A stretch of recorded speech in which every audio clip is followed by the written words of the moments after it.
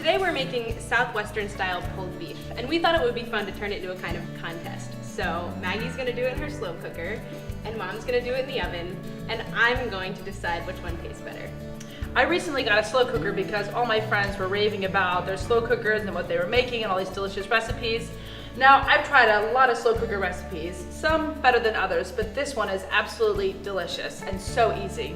I don't actually own a slow cooker because I always work from home and never needed one. In fact, the method I'm going to do today is going to speed up the process. I'm going to use my oven actually as a pressure cooker. I'm going to start by adding Keet diced tomatoes, followed by some chicken broth, and then your favorite barbecue sauce. On there. And then I'm going to add chili powder, oregano, and cumin. And these are chilies on adobo, which are completely optional, but I like the smoky heat that they add to the dish. And of course, nothing in our house would be complete without garlic. Okay, so I'm just gonna give all these ingredients a stir. Now I'm gonna add the meat.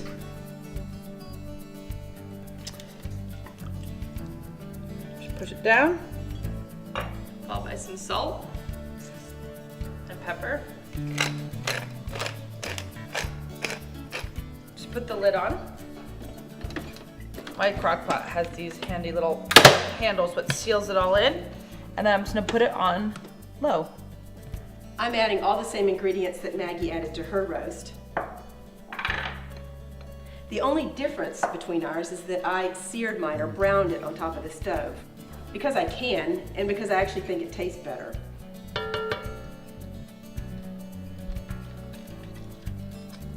The only other step in my recipe is to seal the pan tightly with foil. You want a tight seal because I'm creating a pressure cooker. The only thing left is to put the lid on, pop it in the oven for an hour and a half, and you've got a perfect roast.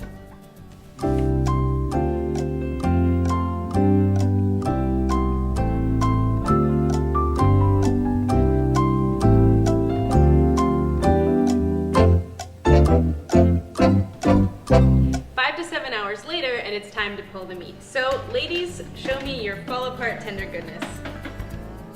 So as you can see, patience isn't really my strongest virtue. But that's why I like my slow cooker, because I can put the ingredients in, put the lid on, turn it on, and forget about it. I can go for a walk, I can go shopping, I can even go to bed. And when I come back, I have a delicious meal ready to eat. So all that's left to do is to take these juices and put them in a saucepan and reduce them just a little bit to make them thicker. Then add that sauce to the meat, stir it up, and we're ready to eat.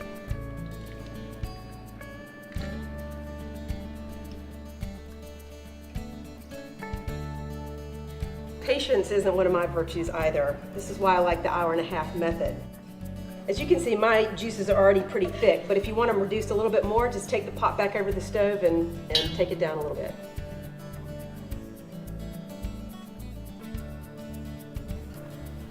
That sauce is out of this world. So, I think they both have virtues. This one you can turn on and forget, and the meat comes out just fork tender.